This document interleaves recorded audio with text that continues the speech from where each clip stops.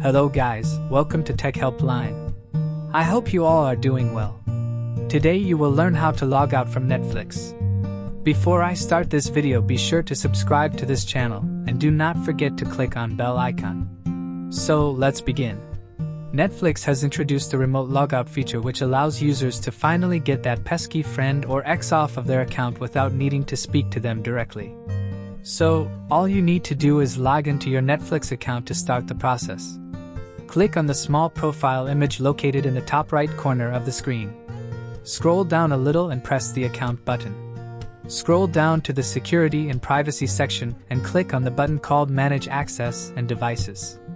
If you have not used this feature yet, it will have a small blue new button next to it, since this feature has only recently been added. Choose the device you want to remove and press Sign Out. I hope you guys liked this video. I will see you in the next one. Thank you guys for watching this video, and make sure to subscribe this channel and don't forget to hit the bell icon.